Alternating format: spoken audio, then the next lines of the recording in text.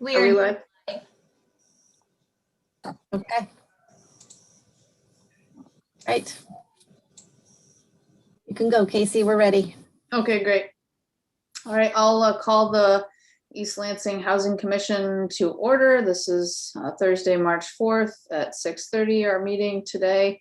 I'll have Annette call the roll for attendance, and just a reminder for commissioners that we're supposed to say our name, that we're attending virtually, and then the city and county where we are. So go ahead, Annette, please call the roll. Yes, thank you. Casey? Casey Kefchin here, attending virtually, City of East Lansing, County of Ingham. Irene? Irene Cahill, attending virtually. I live in the City of East Lansing, Ingham County. Thank you. Larry? Larry Rosen, attending virtually, City of East Lansing, Ingham County. Great. Thank you all. And I think we'll let the record show at this point in time, we do not show Jennifer or Carrie. Okay. All right, do I have a motion to approve the agenda? Irene, a motion to approve the agenda. I Second. hear a motion from Irene. A second from Larry. All those in favor say aye. Aye. Aye. Any opposed, please say nay.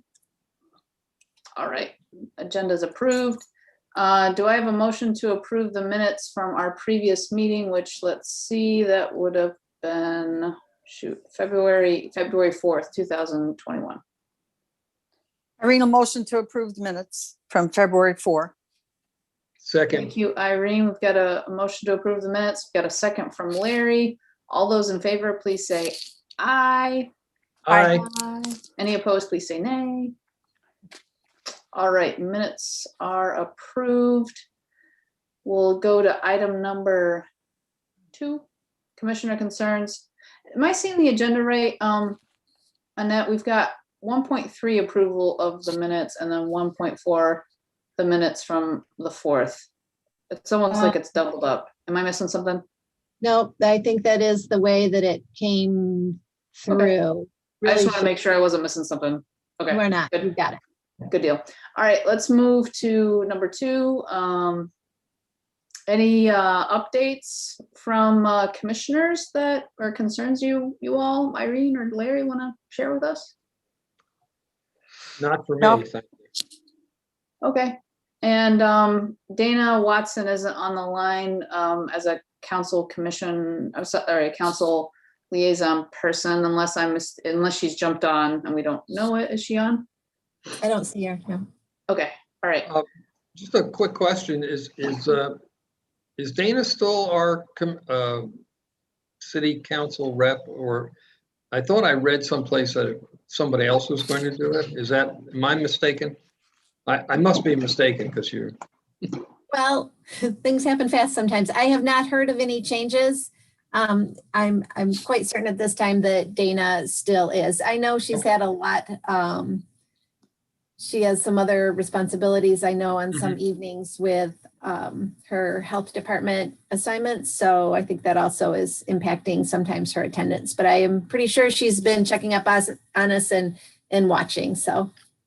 Yeah, I only brought that up because I thought I had read that someplace, maybe in council meetings or notes or something. I'm not sure. Okay. All right. Good deal. Let's see. Number 3 on our agenda, communications from the public. Do we have anything in general, Annette? I do not have anything that would not be included in your packet, and we didn't get any communications received from neighbors or neighborhood folks, and no other communications. And I do not see anyone on the line besides our folks from CAP and our applicant at this time, I know is waiting on the line. So, and we certainly will get to them as we proceed forward. Okay, great. Thanks.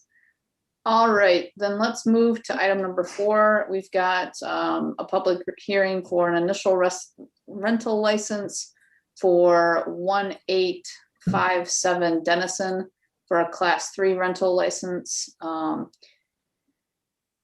Annette, would you like to give us a staff report? Yep, sure. Yep, as you can see, this is a duplex. It has not had a rental license. It did, I think, in years past, and the current owners had not kept that. So at this time now, they have on this Keith and Elizabeth.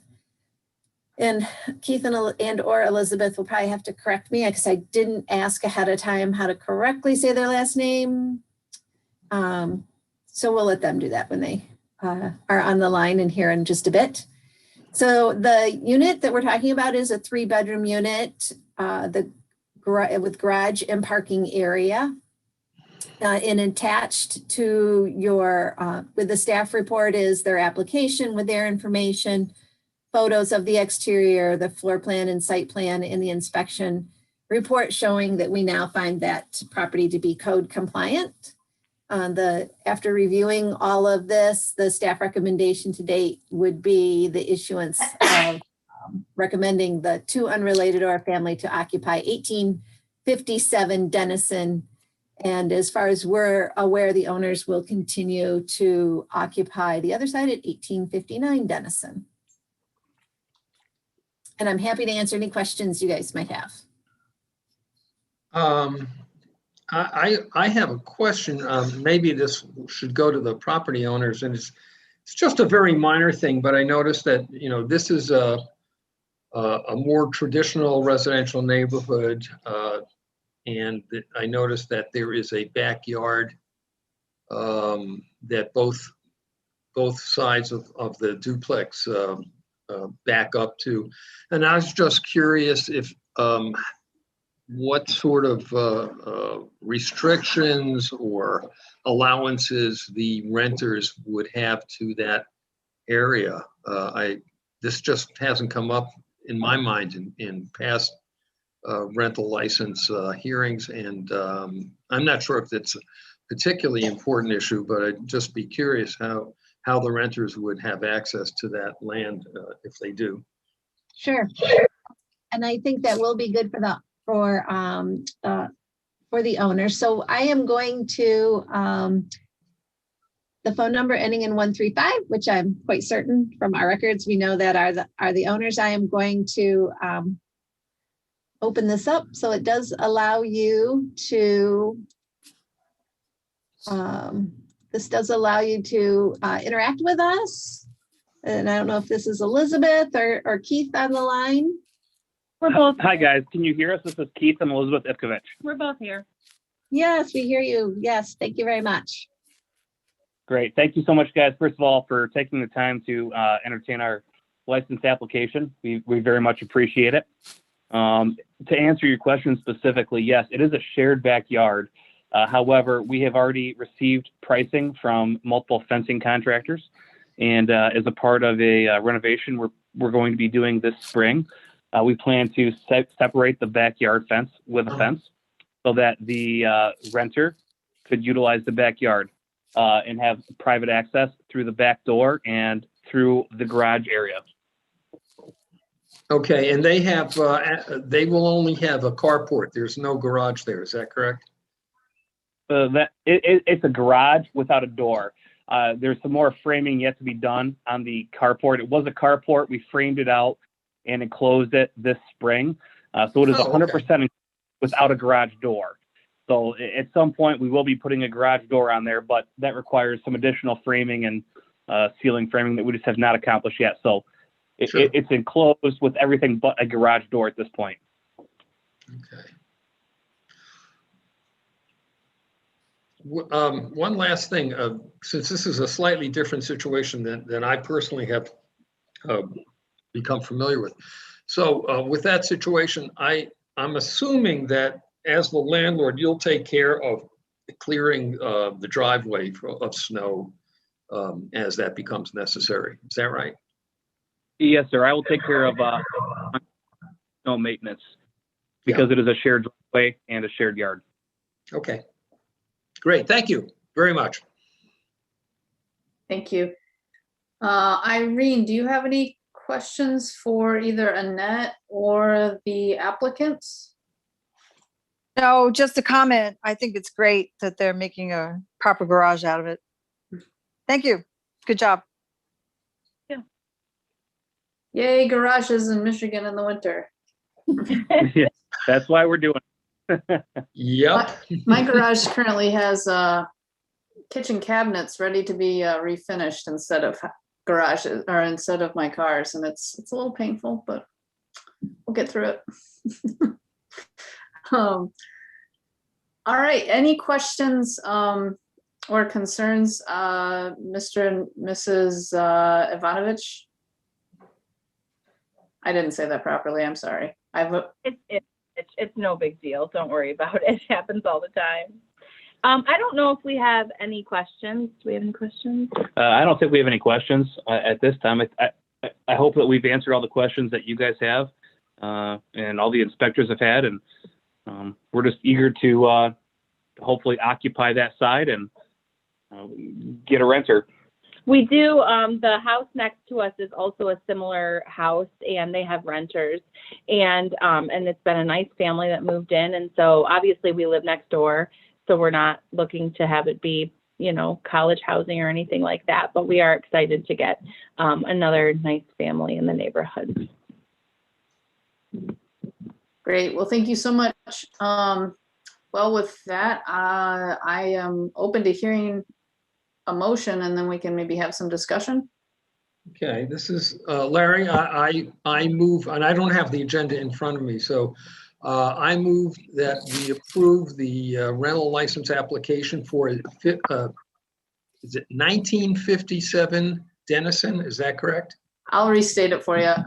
So I've got a motion from Larry to recommend that council approve an initial rental license for 1857 Denison for a class 3 rental license. Do I hear a second? Irene will second that. I've got a second from Irene. All right. Do we have any discussion before we take a vote? Thank you for correcting the motion. I only got it right because I'm looking right at it. Right, good, good. Any discussion, Irene? No, I mean, I went by tonight and the house, everything looks very nice there. So that's it. Thank you. All right, well, I'll call a vote then. All those in favor of approving an initial rental license for 1857 Denison for a class 3 rental license, please say aye. Aye. Aye.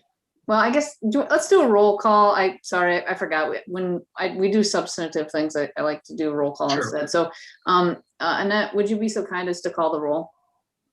Yes, absolutely. Casey, Aye. Irene, Aye. Larry, Aye.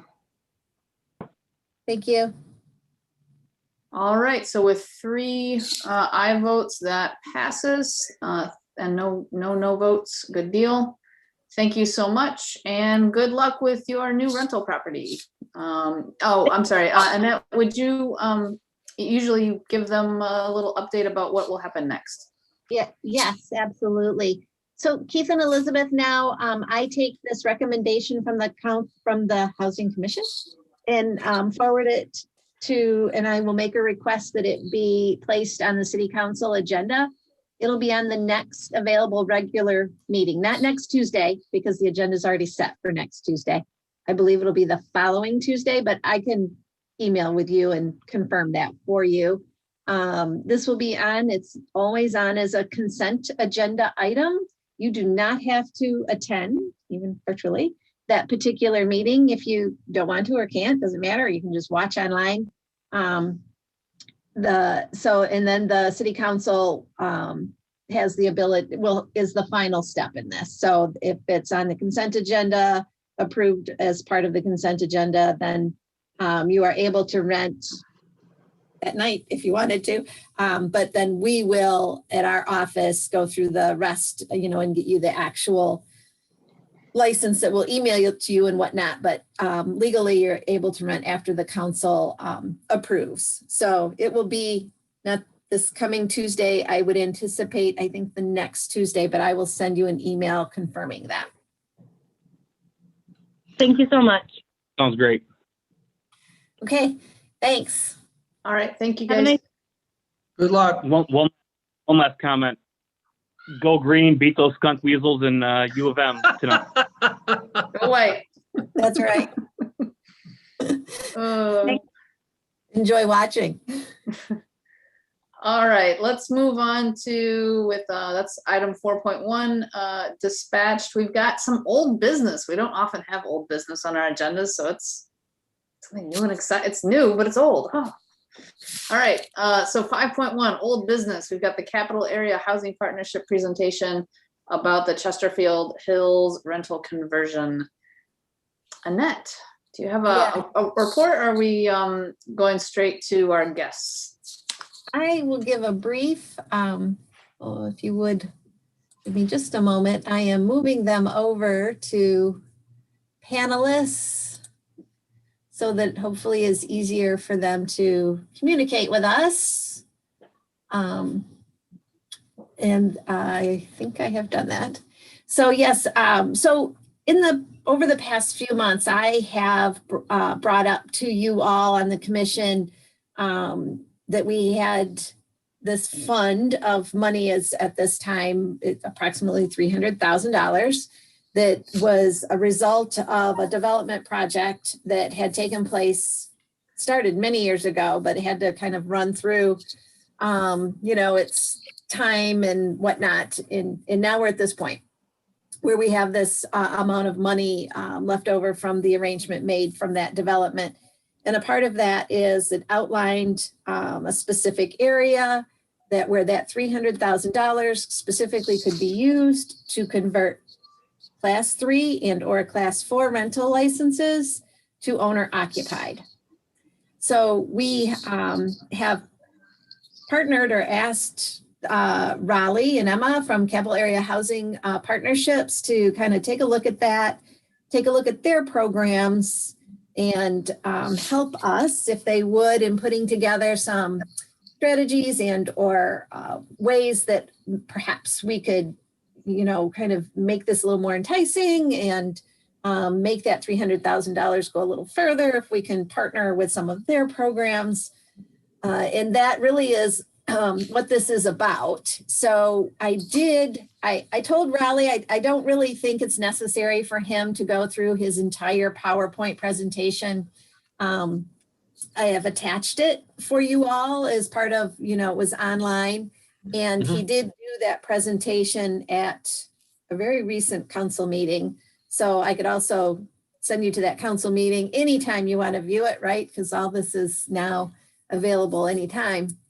But I wanted I wanted you to have the PowerPoint so you could see it, kind of get an idea of what we were talking about and kind of go from there. I'll turn it over to Raleigh just so he can introduce himself, kind of remind you all kind of what Capital Housing Partnerships is about in general in our area. I will preface it. I think it's appropriate for us to point out at this time that, it just so happens that both Irene and Larry are on this board.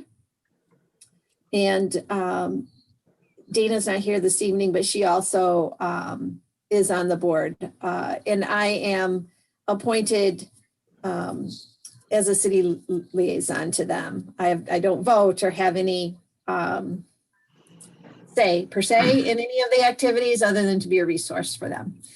So with that, Raleigh, I'm done rambling on and I will let you speak if you would, please.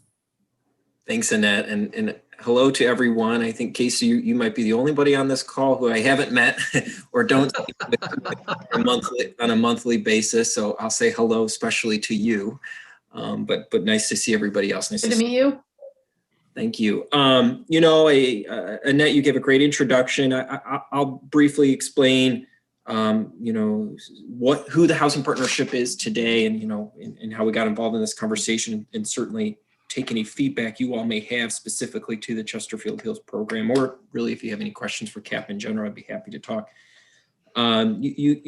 if you don't recognize us by the name Capital Area Housing Partnership, you may recognize us in 1992. We were formed as East Lansing Neighborhood Services as a subcommittee of City Council, and slowly over the years grew into an independent nonprofit. We changed from East Lansing Neighborhood Services to Hometown Housing Partnership and operated under that name for a handful of years. And it wasn't until the later 2000s, about 2013, when Franklin Street Community Housing in Lansing and the Hometown Housing Partnership merged together as one entity. At that time, Franklin Street was doing one-on-one housing counseling, and the Hometown Housing Partnership was focusing on development of affordable housing. And the two boards saw a need to merge those forces together because they made sense to have that one-stop shop, not just have an independent person doing the financial literacy component of what it takes to be a successful homeowner or renter, but to merge that with a group that's actually working to develop that. And so in that merger, we grew and became Capital Area Housing Partnership as we're known today. And through that merger, we expanded our service area for the first time, really being able to serve all of mid-Michigan and not necessarily specific to East Lansing, where we were born and most of our programs were created. So where has that taken us for 28 years? We're happy to still be here in the community, as many know on this call, providing those housing counseling services and still working to provide those development opportunities. Specifically to East Lansing, you'll be familiar, hopefully. We continue to operate the employee homeownership program for City of East Lansing employees. It's a great incentive tool, making homeownership a reality for City of East Lansing employees, keeping those employees here in the community. We operate a similar down payment assistance programs for the low to moderate income families looking to call East Lansing home. That's through our HOPE program. Homeownership Opportunity Assistance Program.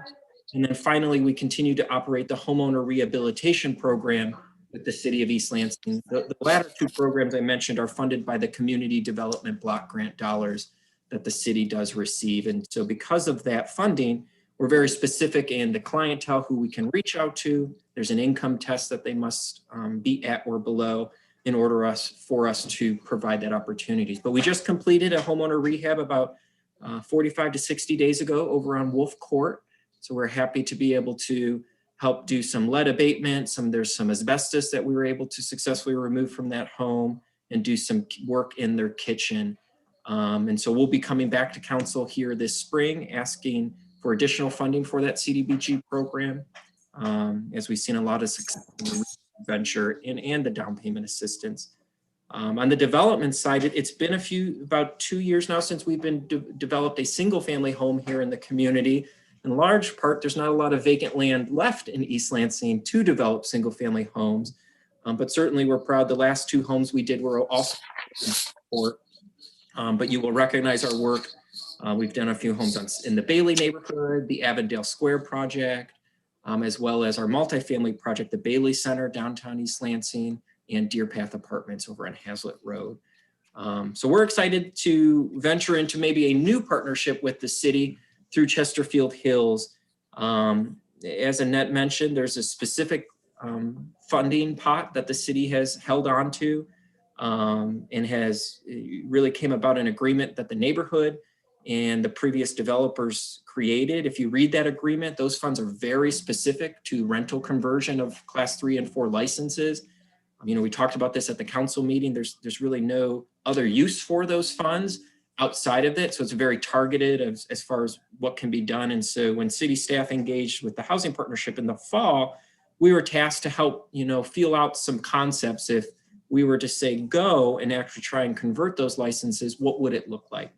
And so in the PowerPoint, we laid out a handful of concepts to do that. As simple as, buying that property, relinquishing the license back to the city, and the very next day putting a for sale sign on it and trying to sell it, all the way to buying the property, relinquishing the license, but then potentially putting some dollars into the home to bring it up to a condition that you would expect a single family home in East Lansing to be in, because these are all student rentals for the most part. You can imagine that all of the walls and the ceilings and the trim work are probably all the same beige color.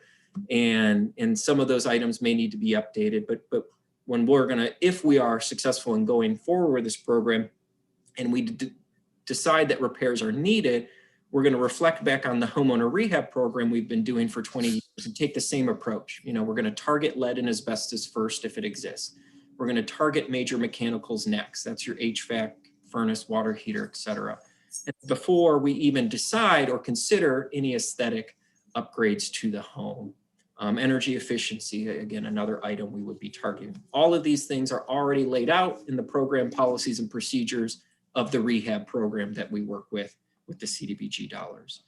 As Annette mentioned, we've had a presentation with council so far. We actually just wrapped up a presentation with at least 2 of the historic district commissioners earlier this week. Most of the Chesterfield Hills neighborhood is within a historic commission, so any exterior modifications to the home, we would be subject to go before the historic commission to get a certificate of appropriateness if we were to do siding replacement, windows, roof, et cetera, as you can imagine. I believe it's in the works to schedule a meeting with the neighborhood association specifically. It's been a handful of years since conversations have been had about this set of money that they've set aside. I know they've been eager to get in touch with us, and that's being set up. And then as Annette mentioned, finally, we wanted to come before this commission as well. I don't believe there's a specific ask of you tonight outside of the fact that you are the Housing Commission. You know, you're a body that does report and out to council. And so I think from a vendor standpoint in the role of the housing partnership, to make sure we're doing our due diligence to assure that we're getting all necessary feedback on how folks at the city level want to see this structured. You know, the last comment I'll say is, I'm reflecting back on what council members shared, is affordability. That was mentioned. You know, our mission does strive us to do affordable housing, assuring that those most vulnerable in our community are being offered these opportunities. And so where we're at is right now with thinking about affordability as it comes into play in the Chesterfield Hills neighborhood is to keep the flexibility on the table for how we may convert these licenses. Because on one hand, you have the neighborhood in the specific pot of money that says goal is to convert licenses. And then the other hand, you have a nonprofit, us, and feedback from the community to assure that, you know, opportunities are equitable for the lower income earning families in the area. And so how do we merge and blend those two? That makes us to start think about what are the current market conditions and so forth. You know, an average home price in that neighborhood being $200,000, making sure can a family who's earning, you know, 80% of the area median income truly afford to buy that home. And, you know, that's where Annette mentioned maybe we'll be partnering and pairing the rental conversion with the HOPE down payment assistance. And so not only are we converting a property and then listing it for sale, but in order for a low to moderate income family to benefit and be able to purchase a home, that down payment assistance could be made available, or potentially additional down payment assistance dollars. That's probably the best way for us to achieve affordability within this project is to help bridge that gap. I see Councilmember Watson is just joining us. So hello, Dana. Welcome. Hi, everybody. Thanks, Ty. You're catching me at the tail end of the presentation. Lucky you. So that's kind of where we're at. Now, again, you know, Irene and Larry have heard this presentation at our board level, and Annette, this is probably the 4th presentation you've heard from me on this as well. And so at this point, I'm looking for feedback from everybody here. If there's an area we're missing, if there's a concept maybe that just doesn't make sense, that's going to help, I think, allow city staff and the housing partnership staff to really firm up what those policies and procedures is going to look like, so that hopefully this spring we can begin engaging landlords in the possibility of selling their home. So I will pause here if there are questions, or I'm happy to share the PowerPoint, go through any specific slides. No feedback is sometimes good feedback, so that's okay. I have a question that, you know, as I was looking through your PowerPoint, the biggest thing that struck me, and you began to address it, was the affordability issue. I just, boy, like, how does someone, I mean, I guess, first of all, what is that income level, that 80% that is the target audience? What number is that? So and I use 80% of the area median income as a factor because that's what your CDBG program specifies. So if we were to HOPE down payment assistance, that buyer would have to meet those guidelines. And so it's based on household size. And so I'll give you, a household size of 3. All income earning adults 18 and older cannot have a combined income greater than $57,750. And so as you increase your household size, the income, so it's small. And so when you look at their ability to get pre-approved for a mortgage, it becomes more difficult than maybe the higher earning income households in the community. It's not impossible. We're seeing it. We've got a handful, 3 homes listed in the city of Lansing, all with accepted offers, all with that income qualification. However, I think we can all agree on this call that property values in East Lansing are different than property values in Lansing. And so when you look at a neighborhood like Chesterfield Hills and looking at the rental houses that we would be able to target, there's about 19. We know that on average, those homes are valued at about $200,000, if not more. And so when we start to think in the lens of an income, our household income less than that 80% number, it does become difficult to get pre-approved for a mortgage that would qualify you to make purchase of that $200,000 home. So how can we make that happen? And you can, it just requires down payment assistance. And in many cases, it requires down payment assistance probably in the $30,000 to $40,000 range of a down payment assistance loan. Right now, your HOPE program allows for up to $25,000 in down payment assistance. But that program, you're likely going to see from the housing partnership a proposal to increase that, because that number was set probably 10, 15 years ago based on property at that time. And so it's not a CDBG requirement that it's only can be 25. As far as HUD cares about the city and us as your vendor, we can set those amounts. And if you go to higher earning incomes metro areas across the country, Portland, San Francisco, et cetera, maybe not the direct one-to-one comparison to East Lansing, but you see that they, in order to assure that low to moderate income families are being able to be successful in purchasing a home, they're offering down payment awards of $90,000 to $100,000. But it seems like a big dollar amount, but I put the question back to the commission and council to say, how truly do you want to prioritize affordability? Because we simply go into Chesterfield Hills without that lens. But again, I think it's natural for the housing partnership to bring that up based on the work. Yeah, I'm just looking at the, and then the ability, like, okay, maybe you get the mortgage, but can you actually, pay with an income of $57,000 a year? Can you, are we setting people up for success to be able to pay those monthly mortgage payments? Right. But you're right. I did a quick mortgage calculator on, the internet. So it's, if we did the 20% down, so a mortgage amount of $160,000 at an interest rate just below 4%, you'd get $757 a month in monthly payment, which they got try to find a decent place to rent, even in Lansing, for a family, it's probably going to be around there, right? Right. No, it's actually going to be a little higher, I think. Yeah. To be honest with you. But don't quote me on that. But I've seen a lot of rentals, listed at $900 to $1,000 in the area. Right. So. Well, certainly in East Lansing. Right. Yeah. And so you'll see through that calculation why down payment assistance becomes inevitable if affordability is one of the goals of this program. And and I think the feedback from council that I took away was, yes, affordability needs to be a goal of the program, but it doesn't necessarily have to be the goal of every single conversion. And so, if that $300,000 is going to hopefully allow for 2, if not 3 of the 19 homes to be converted, are we working to assure that at least 1 or 2 of those is being made available to a low to moderate income earning household? Well, Raleigh, let me ask you a very basic question. And if you don't know this, maybe try to give Annette knows it.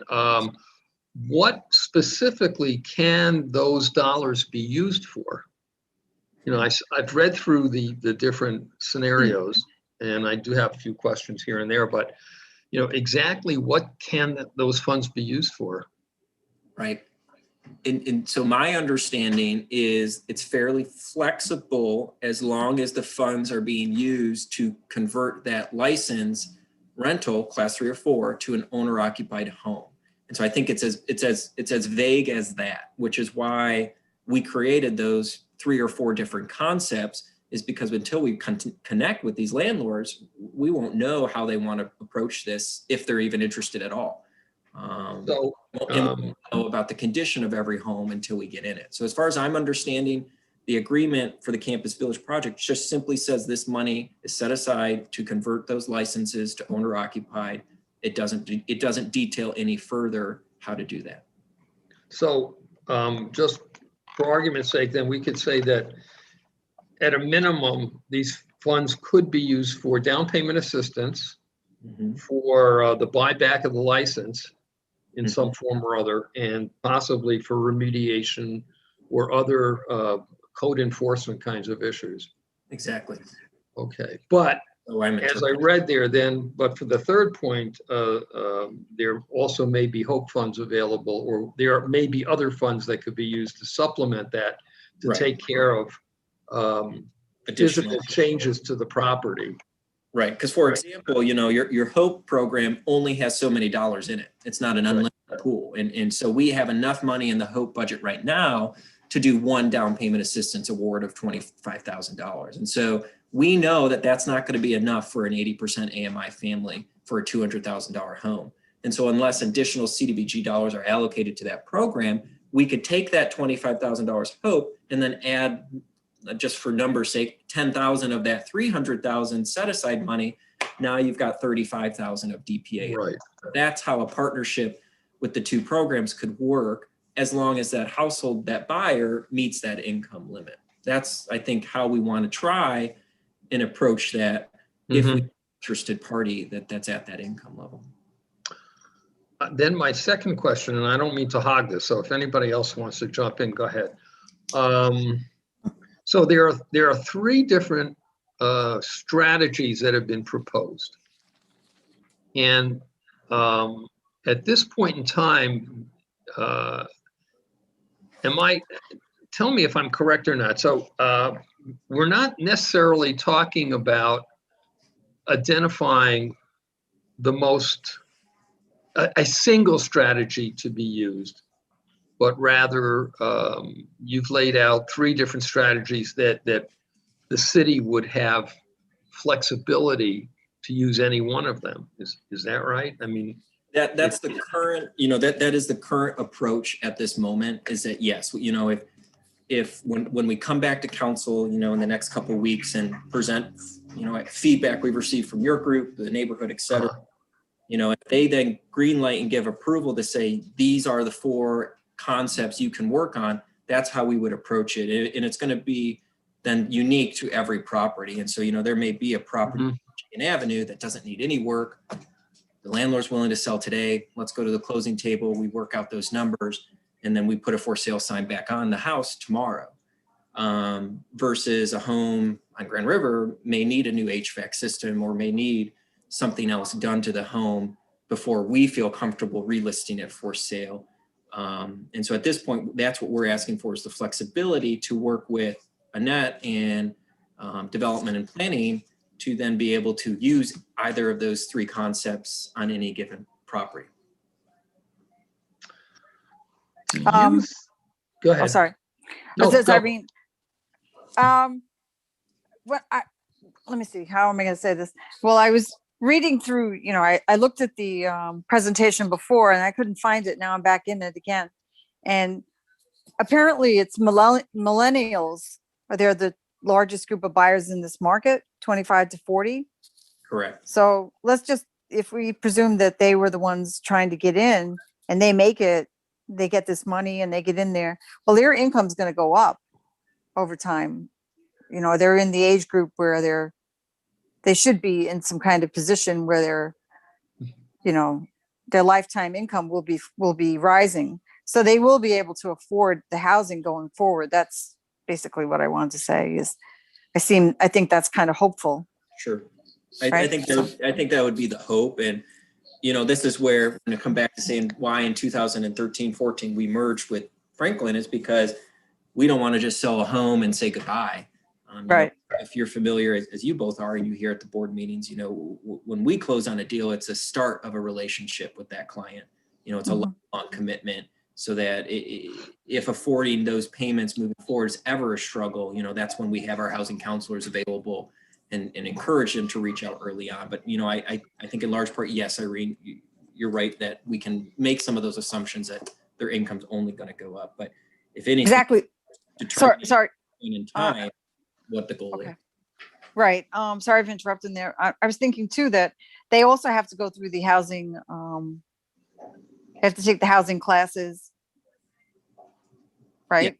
If yes, it's a requirement for the HOPE down payment assistance that they take a home buyer education class. That's it. Yes. A 4-hour class that they come in, and it's a HUD certified curriculum. It's not currently a requirement in general for the Chesterfield Hills project that all of those buyers, but it is a requirement of the HOPE program specifically.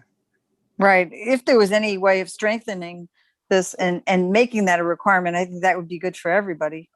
But that's all I have to say. Thank you. Really good presentation. Larry, keep going. Okay. This is just speculative, Raleigh, but do you think that, each of these approaches, and I guess there's 4 of them really, I misspoke because there's 1A and 1B. Yeah. So there's 4 of them. And it would seem to me if I was a property owner, I would want to be reimbursed for relinquishing the rental license. Do you, and I guess 2 things. One, as a suggestion, it would be my intent, at least to try to do it without having to add additional money into the pot to pay the owner for the cost of the license. Because, and if they were presented with all 4 different proposals, and I guess that's not your intent, it would be some decision-making on your part or CAP's part to make a particular offer to an owner. But do you think that given the potential weakness of the student rental market in East Lansing because of COVID and maybe a little bit of a COVID hangover in the next year or 2, do you think there might be a greater willingness for some rental license holders or some landlords to give up their property without even discussing reimbursement for the license? I think that's a possibility because I see that would be advantageous to making these properties more affordable, it would seem. One, I like to coin the term COVID hangover, and I apologize, but I've got somebody who's trying to say hello here next to me. Hello, Dougie. I think, yes, that is a current hypothesis that, we in the city have talked about, and not just as the COVID factor, but also the decision by Michigan State University to require now sophomores to also stay on campus as well beginning next year. And so, I think we're taking that feedback and approach from the university as ever more reason to decide how to use these dollars now, because I think the opportunity, because of COVID and having to live on campus for another year, will increase the probability that those licenses will be willing to convert. Mm-hmm. And I would add thirdly to those 2 first factors is the current market today. It is a seller's market. And so if the landlord is the home is vacant or doesn't foresee rentals being a successful model for them because of maybe COVID and the universities changing their rules, now is the time to sell. Okay, so I think good. Those 3 factors gives us encouragement that, we don't have money to do all 19. And I don't think that's on anybody's mind that that's the goal. But if we're able to do 2 to 4 with this pot of money, I think we'll be able to call that a win. Oh, that's good. I'm really enthused about this. Let me ask you one last question, and it's not about the specifics at all, but where is the Chesterfield Hills Neighborhood Association on this? Have they been briefed already, and are they supportive, or what's the story with them? I'll comment and then see if maybe if Annette, if you've got anything to add. But I don't think officially I know today where they're at outside of. Here's what I know. The 2 things is one, one of the historic commissioners we did talk with, Diane Wing, is willing to have a separate conversation at the neighborhood level. And I know Annette and I are working to have that within the next week or so. And are hopeful that we'll have a handful of the neighbors. But secondly, I look back to how this agreement formulated to begin with, and it formulated in the, the design of this conversion and setting these monies aside specifically was because that's what the neighborhood decided. So my hope is, it's now been a handful of years later. So I think we have to refresh some folks' memories of those conversations and bring it into the 2020 market. But I think that's the hopeful feedback I'm looking forward to next week, is that there's still encouragement and will to see this go forward. So I happen to know someone who at one time was active in that neighborhood association, but I don't believe so is anymore, but I believe she still lives there. And would it be inappropriate for me to even mention it to her at this time, or is this all pretty much public knowledge and I can feel free to say, this is what I know? I think we're live on YouTube right now, and I was live on YouTube with council, 2 weeks or so ago, Annette. And so I think it is certainly, I think East Lansing Info has done an article or two on this as well. Oh, okay. I think this is out there, and I, I think at the city level and cap level, we want it to be out there. If anything, this is when we want feedback. All right. Well, I will, I'll find out if she's still there and if she's still a resident and if she's interested. So, right. I mean, it's going to be and those. then I can refer her back to these sources. I'm not going to try to explain it to her. That would be great, because I think what I'm encouraged to hear from the neighborhood is they're going to know these houses better than anybody else. They're going to really know the landlords better than anybody else. And so as we approach our outreach and how we're going to, connect with landlords, whether it's all 19 at once, get winner takes all type of attitude, or if we're going to target the north side of the neighborhood, south side, wherever, central, et cetera, I think that's what I want to hear from the neighbors, because, just as I know my neighbor next door and across the street, and we all know who's the best house on the street, who's the worst house, we all have those opinions. That's what I'm hopeful to get back from folks. Yeah. Excuse. He's got to go catch the score, so maybe he'll update us all when he gets back. Yeah, I'm not looking for now. Question for you, and I guess it's sort of, I feel like it's a half-baked idea, so bear with me. So I guess on the affordability issue, again, I'm wondering, do we know that our perception in East Lansing is that most of the rentals around of houses are, pesky undergrads who have loud parties and we don't want to live next to them or something like that as the townies. But, I know there's that perception that that's what a renter is, but it's not always, right? Like, in fact, for a lot of families, they can't, or, buying a house doesn't fit in the cards for them, because either they don't want to take that risk after, 2008, 2009. And I feel like we have a housing bubble right now. You really got a similar vibe. Yeah. And so, or, hey, they're here for grad school, they've got kids, but they can't commit to 20 years in East Lansing. Sure. So I think we've potentially got renters who are families, who might be interested in this neighborhood and would be good neighbors. Is there, do we have a sense, like, are there families who are renting here now that we would be maybe concerned about displacing? Because this is their, renting is their affordable option right now. Right. I think that's a great point. Can't say it's a point I put a lot of thought to, but I'm glad you brought it up, and I think that's what we need to consider in assuming we're to get a green light, how we outreach. That certainly that would never be a goal of mine, but I also have to recognize where I get a say and where I don't, and the landlord owns that property, and so at the end of the day, that party is going to be the ultimate decision maker. But I think in our outreach, what I would want to assure, if the landlord wants to sell the home, I mean, he or she has that right, I suppose, as the owner, to participate in this program. But if there's currently somebody occupied in the home, one, they're going to have to abide by their lease. And so there's going to be hopefully provisions in that lease that gives, whatever notice was written in there. as far as to transferring ownership, but two, I think it would be the housing partnership's interest to contact that party. Do they want to buy the home? I know it's not as necessary what you mentioned, affordability for them might be just renting and home ownership might not be on the table, but I wouldn't want to walk away without at least giving them that opportunity.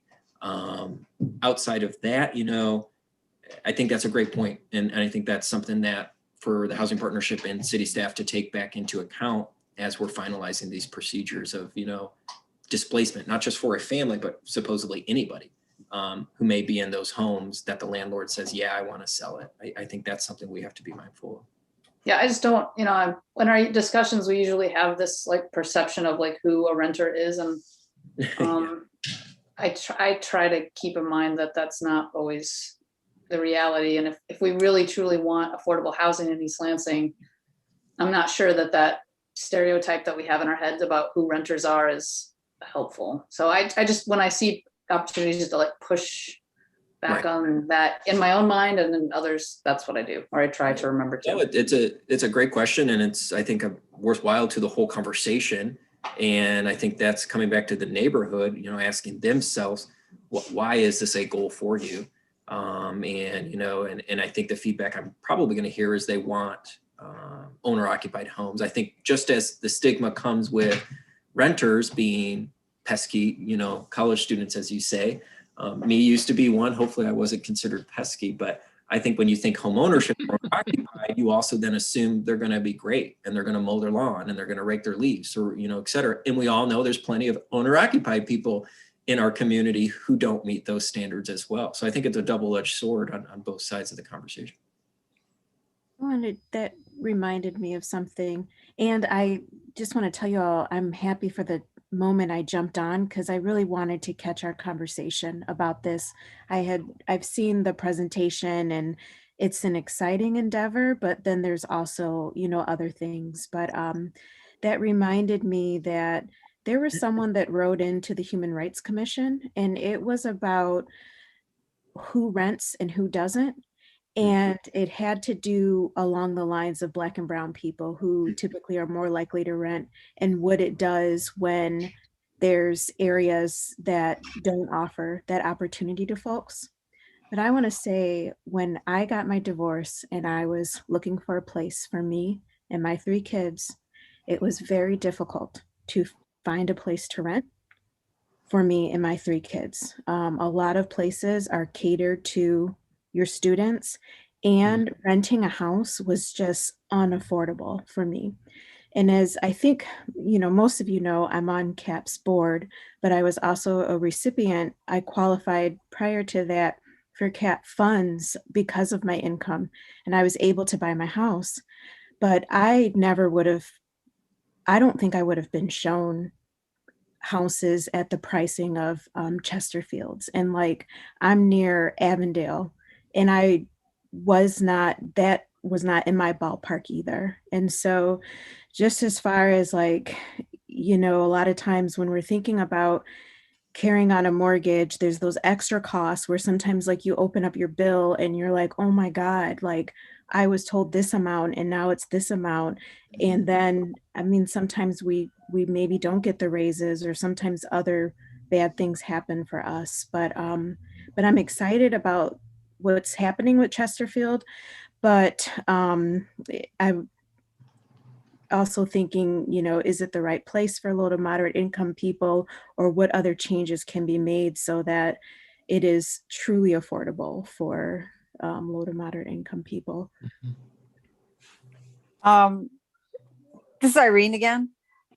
I drove through that neighborhood though, not specifically, looking at each of these houses, which I will do again on the next couple of days since I, really looked at the map. And I think there's a good mix of all kinds of houses there. There's more of a mix of, I think, of pricing of houses in and around that area than there is even where I am. Because on Avondale, we've got, it's a little more than half non-income qualified, but the rest is income qualified. And we've got students behind us and all that kind of stuff. And so So I don't know. I think the Chesterfield neighborhood, I like it myself because I have some friends that live near there and I drive through it, meandering my way home. So anyway, besides, it's only 4 houses anyway that we're talking about out of like 19, right?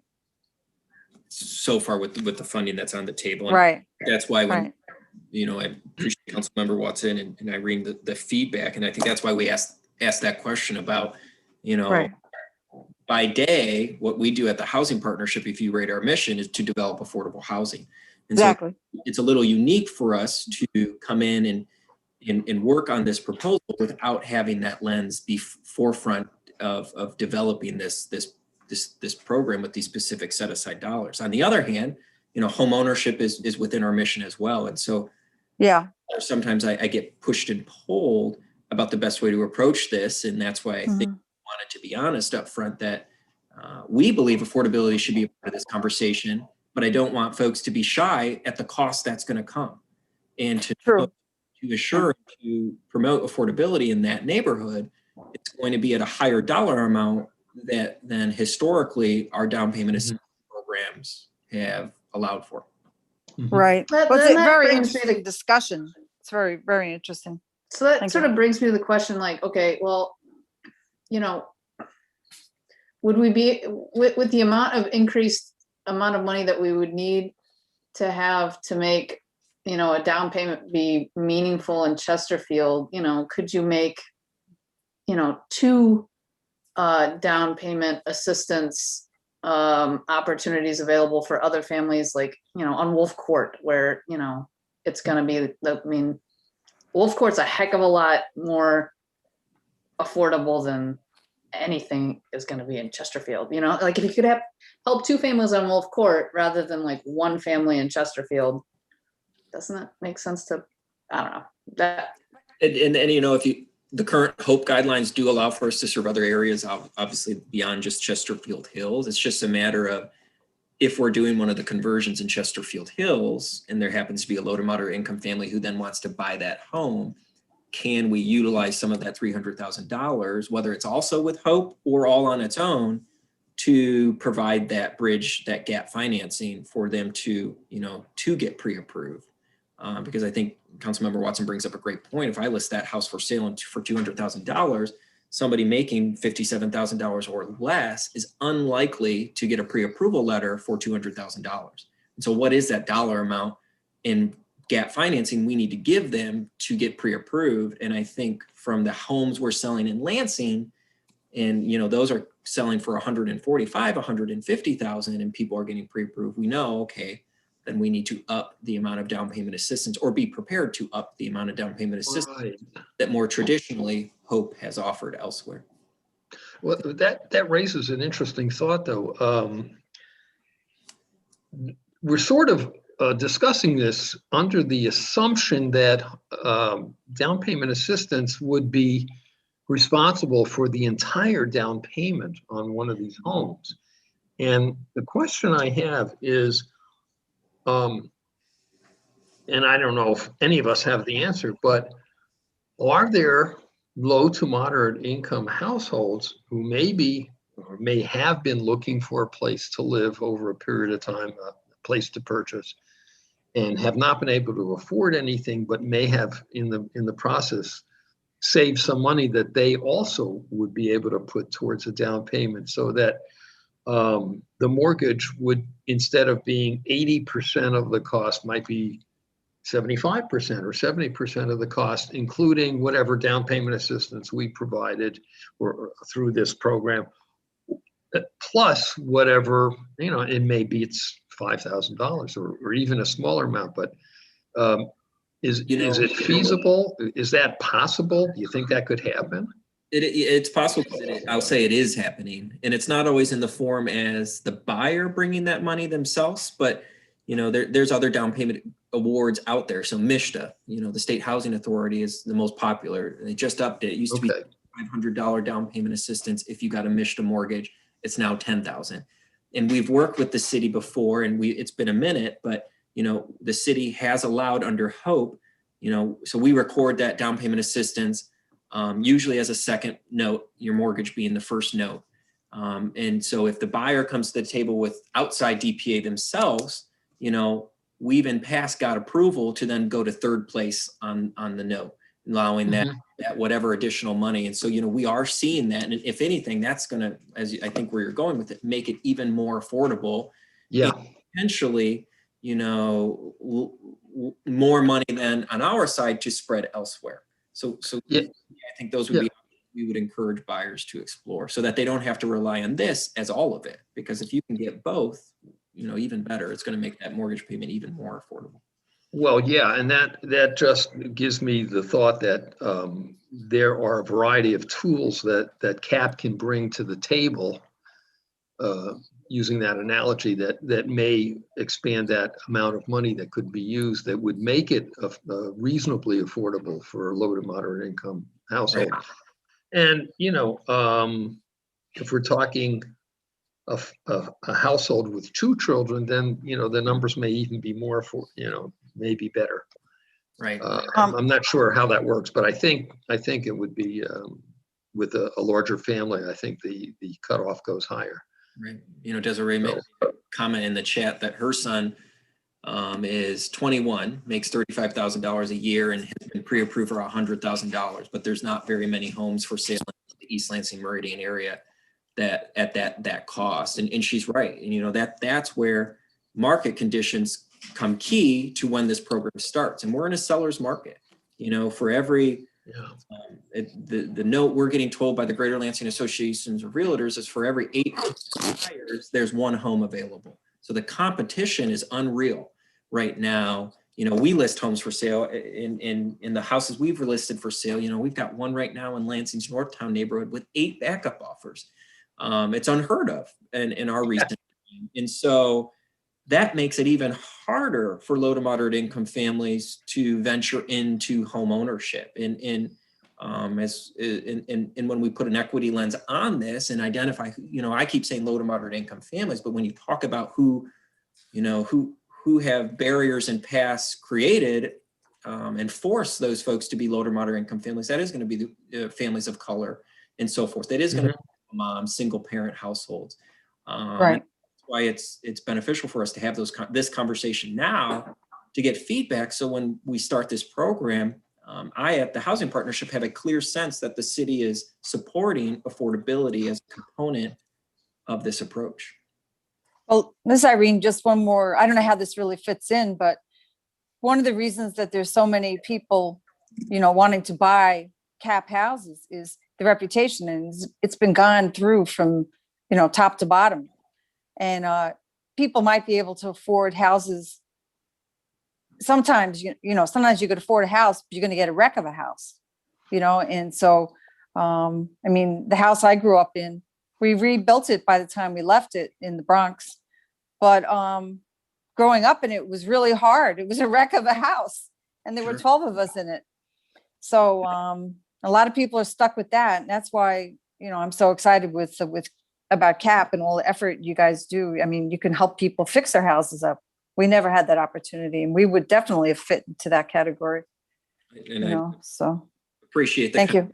I appreciate the kind words, Irene, about CAP. And that's what brought us to the table, I think.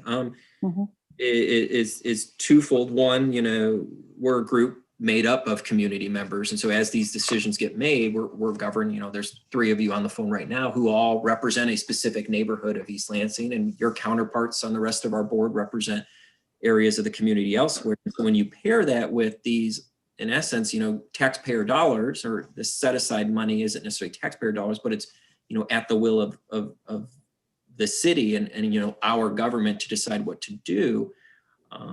I think it's important to assure that then whatever we're doing with that is, to the best we can, available for all who may want to participate. And so I think this is good feedback for me. I appreciate this conversation. Raleigh, I might have missed it, but did you say you're going to be at the Historic District Commission, or just kind of separately with? Sure. We are not going to a formal Historic District Commission meeting at this moment. I did meet earlier this week with 2 commissioners on that. And And it was mainly for an overview of that process. So should we find a home that needs exterior repairs, how does the housing partnership, what do we need to do to assure that we're following all of the commission's rules? So they outlined perfectly for us those steps. I did not get feedback from them that they felt that I needed to come discuss this with the greater commission. Mhm. The takeaway they did ask of is that at least one of them was a neighbor of the Chesterfield Hills neighborhood. And so Annette and I are working to create a time next week, hopefully, to meet with anybody in the Chesterfield Hills neighborhood that would be willing to talk about this. Okay. If you think it's important that we do go before the commission, I'd be happy to do so. But I would, defer to you all on this call and city staff to tell me if that's needed. Okay, thank you. And then we will be back to council. Dana, I don't know if we have a date yet settled, but I think at the end of this month or early April is the goal for us to come back to council. Okay. Thanks. Yeah, of course. All right. All right, Annette, or Casey, did I talk too much? No, perfect amount. Any other questions or concerns that we want to share before we move on to our next item? I'll wait the 10 seconds. Thank you, Raleigh. Anytime, of course. Nice to meet you, Casey. Yeah, I would just echo, if there aren't any other questions, just a thank you to Raleigh. And I know Emma is hanging out here too, listening from CAP. And I really appreciate you coming, Raleigh, and answering all of these questions. It's, I think, really beneficial for the commission to hear from you directly because you have the vast knowledge of all the programs and kind of how this could potentially move forward. And a reminder to the commission, a part of this is this is a huge, as you can tell, I think, learning process for all of us, and then also kind of a test. So we've got this money, we've got a designated area, we've been given pretty set parameters, so we can't go all over the place, but this will give us, we'll see what happens. We'll see what the market bears. We'll see what kind of buyers we can entice, all of that. And then maybe I think our hope as staff is that we learn from this and then can do something else again, moving forward at some juncture, and probably again, looking to CAP to help us or to, partner with some different things. So I think this is a starting point. So, and if you all have any other questions that you think of course, I know Raleigh's open to you reaching out to him, sending me a message, or you all have my email just handy, I know. So if you want me to, if you send me something, I will forward it to him. Great. Thanks, Raleigh, Annette, Emma. Everyone, have a great evening and go green. Yeah, go check out the game, Raleigh. Okay, good night. Bye. All right. So that was item number 5.1. So we can move on to item number 6. Any new business? There isn't anything there already, but anybody have anything that we want to add there?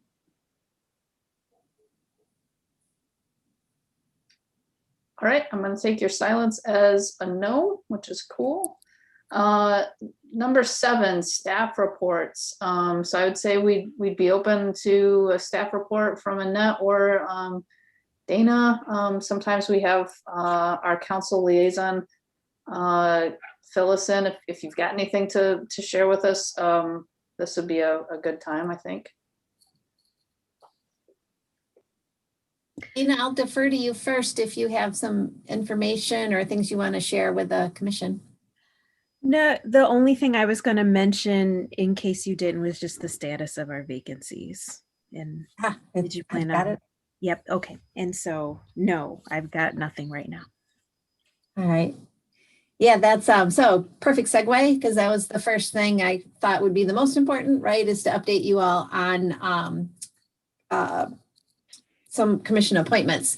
So Casey and I, and a thank you to Casey, we've done a couple interviews. We have one appointment that we've asked Dana, and I see is on, will be on council agenda that comes out for Tuesday.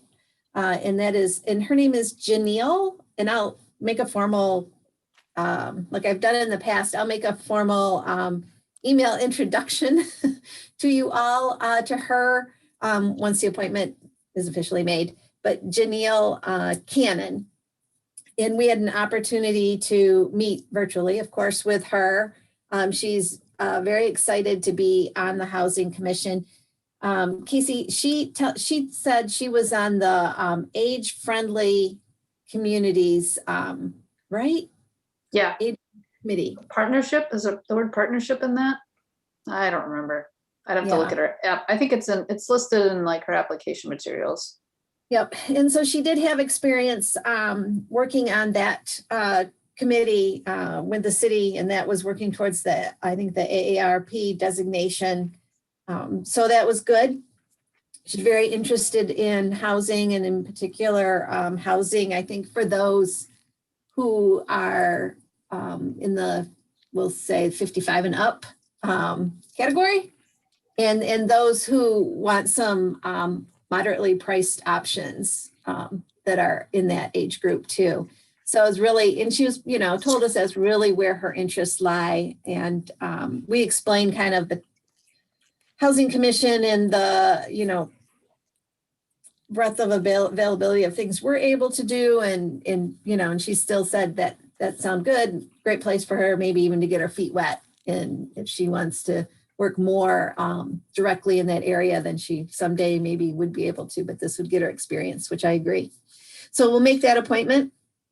And we'll go from there. And then we did also just this week have an interview, and I don't think I had a chance to even email Dana the result of this yet.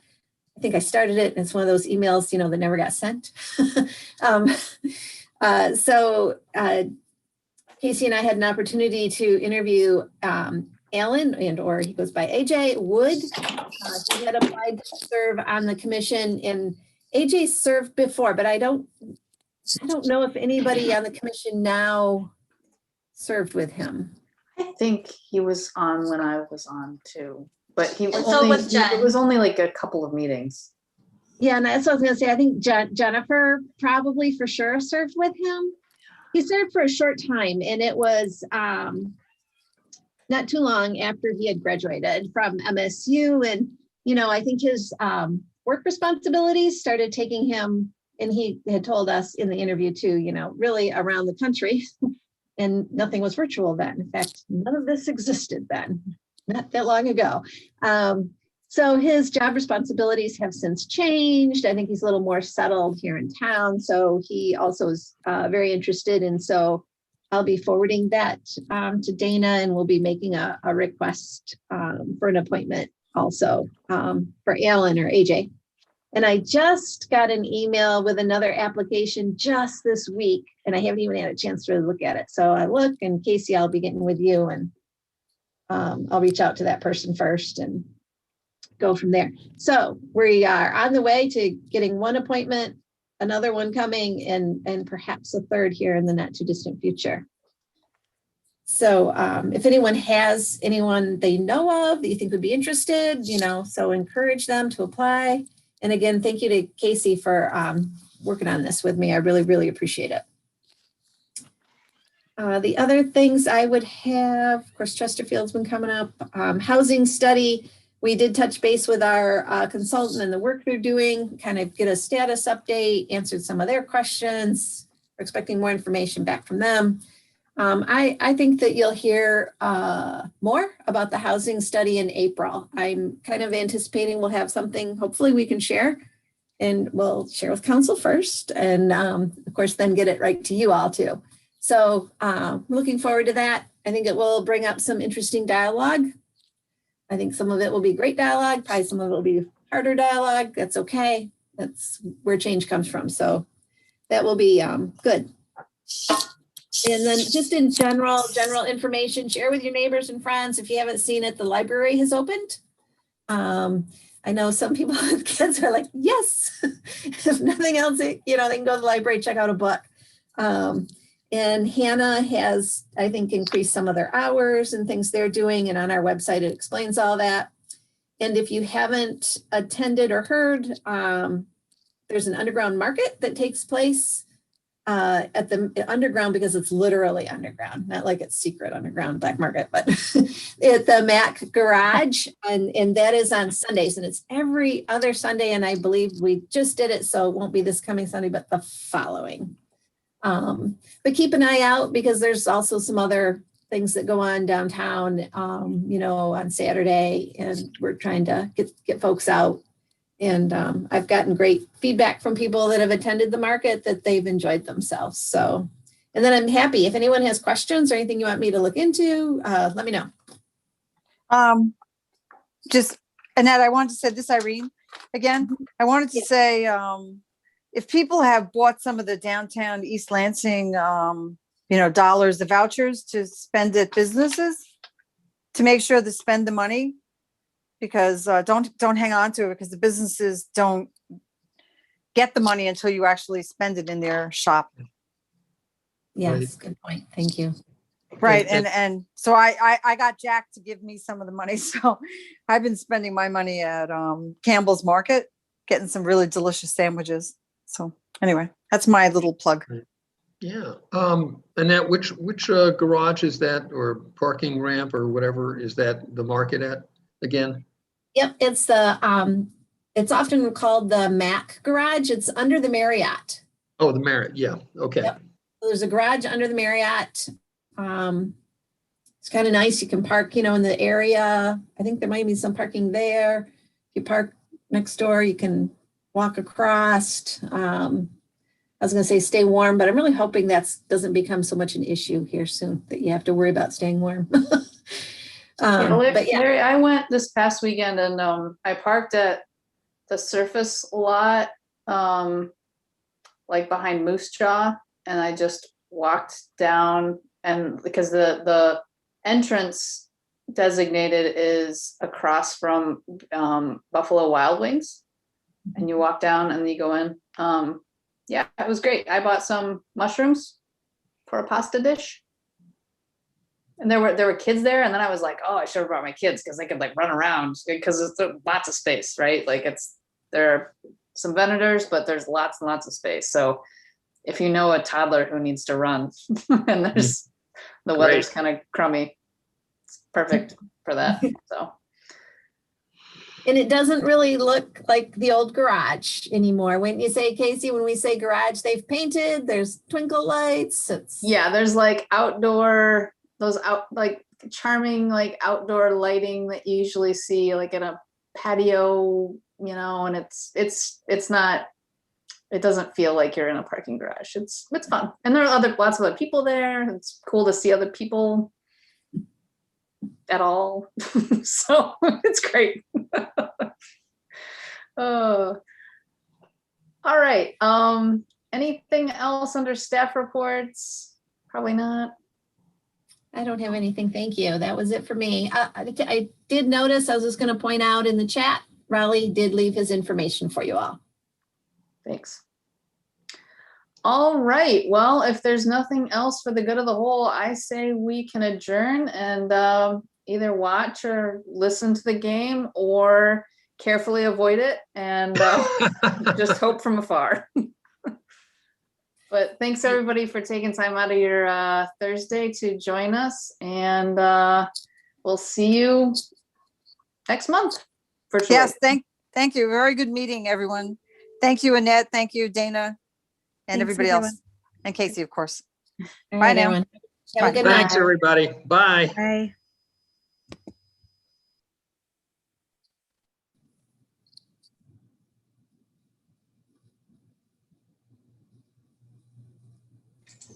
Okay, I'm gonna go and shut down, all right? Sounds good. I'll log out. All right, and I will